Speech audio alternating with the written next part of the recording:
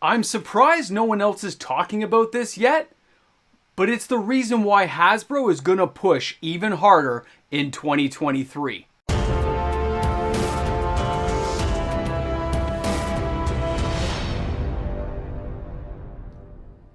Hasbro, they're in trouble. Wait, let me say that in a more dramatic fashion for you. Hasbro, they're in trouble! Welcome back, everyone. MTG Moxman here. Thanks again for hanging out with me on the channel today as we go over a newsworthy item that I don't think anyone's really talking about right now, and I'm surprised. Bank of America, over a month ago, had stated that Hasbro stock would continue to fall because in their fourth quarter earnings, or leading up to the fourth quarter, they said they were losing money. And then when the fourth quarter earnings came in and they lost $129 million, and Chris Cox said maybe they reached a little bit high, a little too ambitious with the 30th anniversary, which was rejected by the price-sensitive fire chat people that don't go to cocktail parties with you, or good old Cynthia Williams shilling for Amazon and doesn't know what Magic the Gathering is. They got some problems. They admitted they have some problems, and they're working on it. They think this year is going to be a good year, and they have reason to believe that. We're going to get to that later in the video. But let's look where they are, because Bank of America said the stock was going to fall as low as like $42, I believe. Has anyone been looking lately? Have you been taking a gander? Don't worry. Don't go anywhere. I've got it here for you. Let's go to slide number 1. Let's take a look here. This is yesterday at some point. I took a screenshot grab. In the last month, the stock's gone down $6.02 or 10% in the last 30 days. That's pretty bad. Okay, that's bad enough on its own. But when we broaden that out to the last 6 months, and you can see it's lost $25.08. That's how much of the money has been shed. The market cap, we're in trouble here. They don't want to admit it, but they're in trouble. We'll get there. That's in the 6 months. That means they've lost 31.64%. Eek, it's getting ugly, isn't it? I got good reading skills. You can see my reading skills just blossoming here on the channel. And then we go to the 1 year, year to date, where the all-time high for this stock a year ago was $94.22. And overall, in that time frame, it's lost 39.31%. Now, for some people, that's actually a good thing. There are a lot of people out there who like to buy a stock on the way down, knowing that it'll go back up at some point if it's a solid company. And as much as I hate to admit this, Hasbro is rock solid. As much as I hate to say it, guys and girls out there, rock solid. Because no matter how you shake it, they own Wizards of the Coast. They have a company within their company that makes them money. I don't think Hasbro would even be a business entity right now if they didn't own Wizards of the Coast. And if it was vice versa, Wizards of the Coast probably would have absorbed Hasbro. In a what-if comic, that'd be awesome to see it happen. Just like when Wizards of the Coast bought D&D, when they bought TSR back in the day, they could have bought Hasbro. But a story for another day. But there's a reason behind all of this on why Hasbro should still be worried. They are going to continue to push to make more revenue from Wizards of the Coast. The door got shut on them for D&D. D&D got slammed in the face. The fans there just put their leg up and gave a karate chop Chuck Norris backflip, took my nachos and cheese, and slapped him upside the face with a closed wallet. That's where it ended. So they kind of backed up and said, whoa, sorry, man. We'll write you a new license. Everything's going to be great. And they went back and said, what can we do to the Magic players? And then he had said in that fourth quarter earnings that the third quarter was going to be amazing. You can go back and look at the transcript. It's up there for public viewing. We're going to make good money. And there's a reason why they say that. We've talked about it before, but this is why they're also in trouble and probably don't recognize it. Let's go ahead here and take a look at Lord of the Rings. This is the set booster. $218, okay? Now, if you read about the item, I'm not going to read the whole thing out to you guys. That'd be ridiculous. My English skills are not that strong. I would make tons of mistakes trying to read this little bit of writing. But you can see there, when you start looking about this item, look at the key points. Take a minute, pause the video if you need to, or go back and watch it later again. But either way, there's nice little key points there about the rares and the foils in the set. the rares and the foils and amazing stuff for Lord of the Rings. But a lot of this same writing is very similar to how things were done for Dungeons and Dragons, and that makes me a little bit worried. Because they're pushing, and if you notice that price point, you guys saw that, right? Like, look at the price point again. $218 US for a set booster box. That's called the multiverse of multi-licensing IPs and owing a lot of money. Because, you know, they got to make some cash. This is where they're going to make it. Now, go ahead and take a look at the next one. Here's the Lord of the Rings, right? Tales of Middle-earth. Look at this beautiful thing. May include a serialized ring card. Very cool. $460 US or $600 Canadian. Sorry, say it again. 600. Hold on, I gotta take this off screen. 600. Yeah, 600. That's it. 600. Now again, look at about this item. Magic meets the Lord of the Rings experience in this beloved story, yada yada. Join the fellowship and immerse yourself in Middle-earth. Doesn't this sound like the Dungeons and Dragons Forgotten Realms? Look at this stuff, guys. Full of rare cards. Every collector booster is full of hard-to-find cards with 5 to 7 cards of rarity being rare or higher in each pack. That's the same as saying it's 5 to 7 uncommons because you're diluting your rare slot. Anyway, it's bad. But it gets worse. Those prices are bad enough that I'm already getting the emails, the Discord messages, the Instagram. Guys, you're telling me you're skipping this product. You are refusing to buy it because it's not done right. Just like they did before. It's like they haven't learned their lesson. They said they're going full steam ahead, and apparently they are. They're oblivious to the brick wall down the road there. Called the player base. I call it a brick wall. They call it the player base. They got the hype train saying, yay, we're going to go there with Lord of the Rings. Sure you are. Keep going. Bullet train style. Is Brad Pitt on there with you? It's going to be crazy. Yeah, we're getting worse. Now we take a look at Commander Masters. And I'm already kind of freaked out because I think it's going to be a good set. But that price gave me just the fright, okay? Scary, scary. $504 US, guys, US, for this box. That's what I saw on Amazon. That's where the screenshot's taken.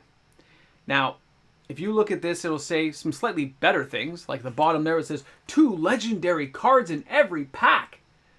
Wow. Wow. 2 legendary cards. Guys, doesn't that just blow your mind to think that there are 2 legendary cards? They're legendary. I don't care. You know what I see? I see $500+, which means 690, almost 700 Canadian dollars for a box. Doesn't that seem pretty close to 30th anniversary? Seems close, right? They're giving you more packs, but you think it's a reprint set, right? With a couple new cards thrown in, trying to crack the code. We talked about that. And then, of course, we go and look at the beautiful Commander Masters collector packs. Wow, it's only $272. That's a better deal, right? Oh, wait. They finally put the rating up there, guys. It's only 4 packs. It's just like double flip trip Masters. 5 borderless cards in every pack. Collector, booster, exclusive treatments. Get the best first. Look at the way they write this stuff, guys. Look how they try to sucker us in and say, hey. But either way, no matter how you look at this, no matter how you dice this up, no matter how you put it on the chopping block, they are putting some premium products out at a higher price point. They need to keep revenues up to justify their jobs. Chris Cox, Cynthia Williams, any of those higher-ups do not want the board of directors going looking. They don't want them going looking to see what's going on. Why aren't we making money? So they are keeping push the button. And that button is, make me money. Make me money. That's what they're doing right now with Wizards of the Coast. Guys, this is going to be horrible. I love the game. I think they're going to be great sets. I think Lord of the Rings is going to be underpowered. I'm a little terrified of that now, judging by the cards I saw. I talked about it in last week's video. I still think we're headed that way until I start seeing some better spoilers. But, and I hope it's not Soul Ring as the One Ring. I'll be honest, guys. I want like a unique item that's like that. Just saying. They could give us some crazy cards like I said, jeweled moxes and stuff. They could bust out of the mold. But I don't think they're that inventive. I don't think they're that creative. I think they're looking at the old playbook saying, this worked before, let's keep pushing ahead. Just like they said they would. And that's a good product with a horrible company. We've heard that so many times now. And I look at it and say, yep, I think you're right. I think we're in for a nice rocky road of people buying singles, picking up particular packs. I'm not sure who's opening the $700 Canadian booster boxes. I'm sure some stores will crack them for individual cards. And it will really, even if they put phenomenal cards, new cards inside the reprint set, even if they're phenomenal, it's still not going to draw enough value. What are you going to put? You have a jeweled lotus that's going to go from like $100 down to 50. So how are the players going to be wanting to crack a $500 US or $700 Canadian box? How does that work out? Show me the math. Because I know the house always wins, but you're trying to win big. You're not even giving us the inkling that we have a chance to come out on top. You're not even throwing me some nachos and cheese on the side. You're just saying, open my wallet, give me your money, I'll slap some cards in your hand. No, you don't get the nachos and cheese, and it's a takeout order only, with no returns. Not as if we can crack it open. If we don't like it, we get to return the magic cards, right? As soon as you open it, you bought it. Funny stuff, guys. I really think we're in for an interesting year, and that's why it's so newsworthy, because Wizards at this point can't stop. They cannot slow down the train, because they've gotten revenues this high before and the door got shut in too many areas. You think Nerf's going to make up the money? They haven't been inventive in Nerf in years. They're just licensing IPs from other companies to keep Nerf relevant when they should have been diversifying inside Nerf. Do Nerf tournaments. Build better Nerf guns. Build better stuff with it. They could do this and they don't. Those are great toys. But if you're not branching out and always reinventing it, it's not going to go well. And they're not doing that with a lot of the IPs they control. D&D, it's an amazing IP. But they messed that up. They can't go near it. Maybe Transformers, G.I. Joe. I've seen so many of those toys end up in a Dollarama. You know they're just not making enough money off it. Because the newer generations of kids are playing video games. They're not being brought up playing toys. It's a lot of 30, 40, and 50-year-old men going back and reliving their childhood. I know because I'm one of them. I buy this stuff. Look, I got Transformers in the backdrop. You guys just can't see them. They're sitting right there. And that's where we are, guys. That's where we are. Yeah, I know, Marvel right there. I know, crazy stuff, guys. So, let me know what you think. When you see that stock falling, does that make you want to buy it? Because some people will. They'll see that the fact that Wizards is attached to them, the stock will rebound at some point. I think it will. Okay, it's a good time for somebody to buy. Maybe. I'm not a financial advisor guy. I've joked about that for years. We're just headed somewhere down this road, and I don't think we, the players, are going to like when we end up. We might like the cards. We might like the product. We're definitely not going to like the prices. We're not going to like the push they're putting on us. And they haven't even given us the full loadout. You remember? They've snuck this stuff in. Right? Remember the original release date? They showed us like 5 or 6 items. You're like, oh, that's not that bad. And now it's like, oh, by the way, here's Commander Masters. There's the official Lord of the Rings. And we got some Commander decks in there.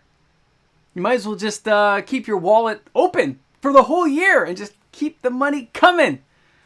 Or engage in only products that you are interested in. Isn't that what they said? I think I read that somewhere. Guys, thanks a lot for being here.